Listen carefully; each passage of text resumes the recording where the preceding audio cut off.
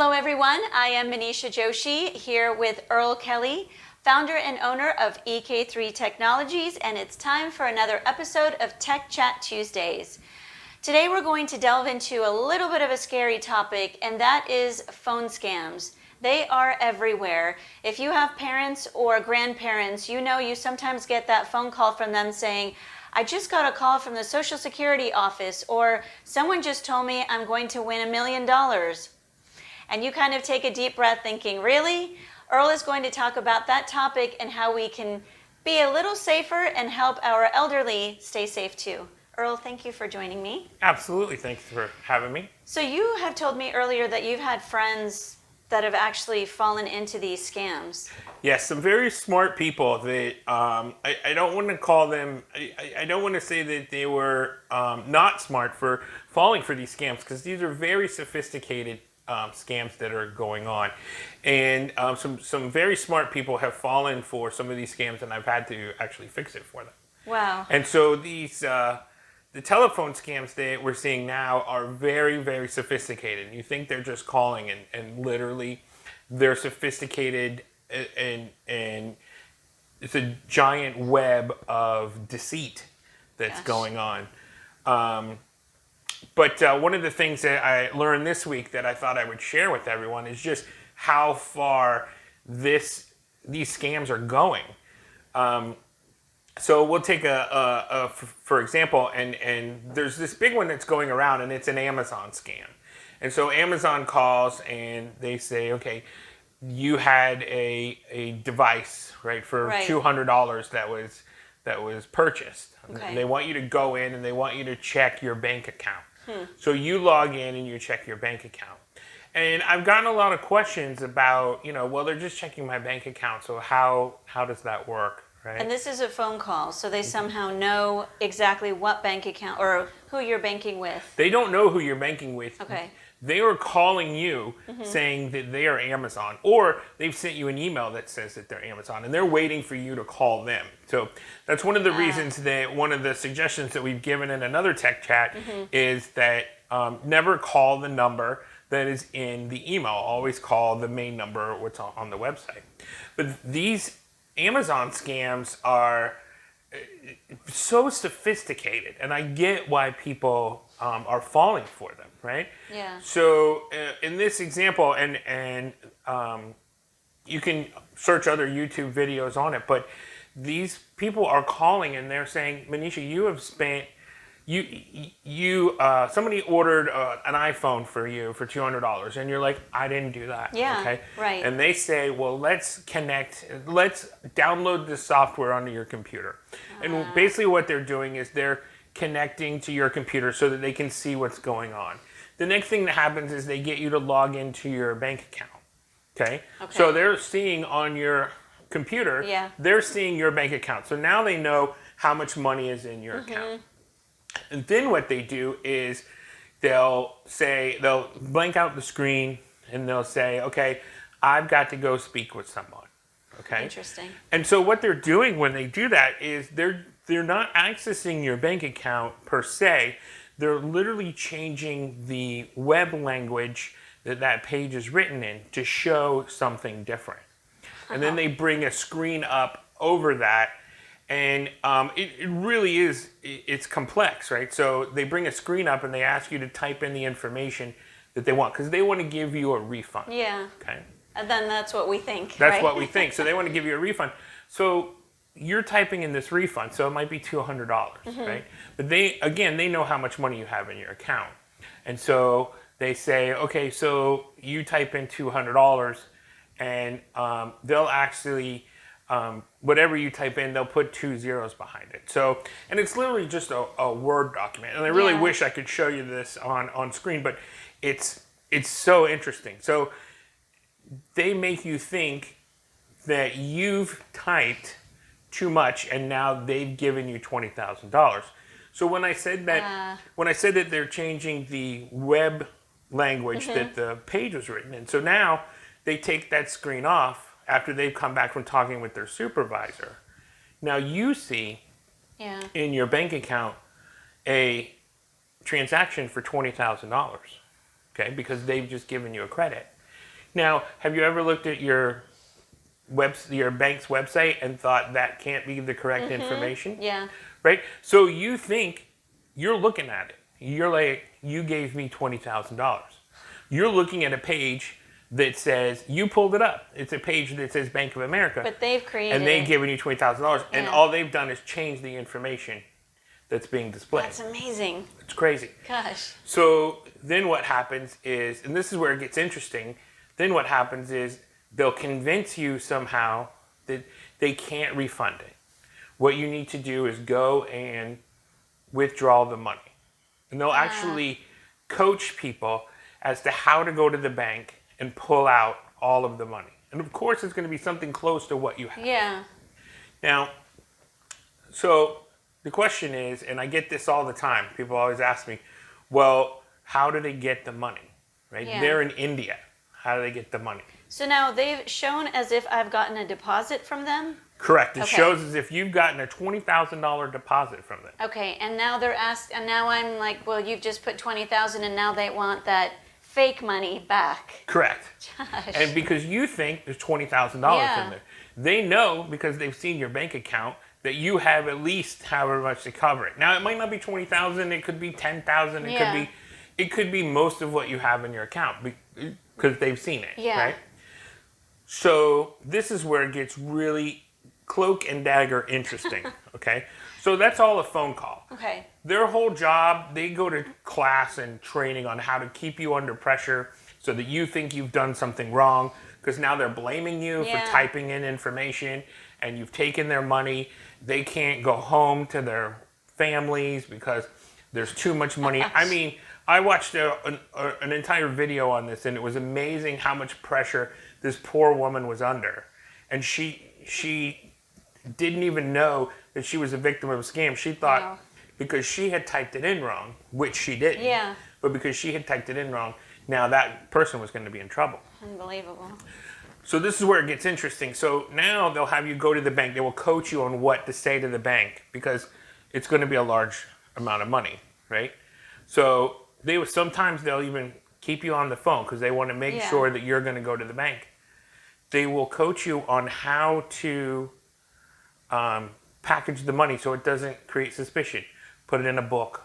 Put it in something. Oh my gosh. Okay? So they're asking for cash. They're asking for cash. They're asking you to go and withdraw this extra money that you took from them, which you didn't. Yeah. They're asking you to go withdraw it and send it back to them. And they're going to give you an address in the United States in which to send it back to. Now, are the banks seeing such a huge deposit, and is there a red flag or something to where they know that this is a suspicious deposit or anything like that? Is that kind of... Well, that's just the thing. There's no deposit. There's It's- only a that's withdrawal. Right. That's There's right. only a withdrawal. So, the banks could be like, we need to look at this withdrawal or what have you. Yeah. But again, the scammer on the other end of the phone has coached you on what to say. Okay? And then where it gets really interesting is these addresses that they'll give you are not usually addresses to businesses. They're addresses to Airbnbs. They're addresses to hotels. They're addresses to just addresses that they know. And they have people that go pick up these packages Wow. and bring them back to a person, Yeah. right? And then that person then sends them off back over to India. And each person in that little Yeah. realm gets money. Maybe the person who picks up the boxes might get $100. The person in the middle who, is Yeah. coordinating all these people might get 10%. So this is a worldwide scam. It's a worldwide We don't scam. even know where it could be in any country in the world, right here in the United States, and it's funding someone Correct. because we don't know where it starts from. It starts in India. Why India? Don't know, but that's usually where the call centers are. Okay. I know the Indian government is doing a lot to kind of shut them down. Our government is doing a lot to shut them down. But I think it's important to get the message out there that the way to end the scam Yeah. is to educate people about the scams that are going on. And unfortunately, they target older people who believe everything that they're told on the phone. Yeah. And that's what makes me angry, is they're targeting people who have worked really hard for their money, and they worked really hard for everything they have, and then they get a phone call and they're very trusting because you called them on the phone, and they don't know enough about what's going on, and so they think that everything is copacetic, and it's not. Right. So that's interesting that it's coming from a country like India, where, like you said, there's so many call centers. I myself have had phone calls with an Indian accent, and it's a very rushed person telling me that they were the Social Security office, that I needed to call immediately. I mean, there was just such a forcefulness to his voice, and he said, you must call immediately, and you need to do this now. And I'm listening to it, and I did what you said. I wrote the phone number down, I looked it up, and sure enough, it went nowhere. Right. Completely different from the actual Social Security office. Correct. So, and my best friend, his mom, same thing. She got a phone call saying she was going to get a new car. These were the instructions, and she was this close to taking them. And I said, I'm glad you called. Let's coach you through this. But he was very sincere, and he said all these things. He knew somehow they even knew where she banked.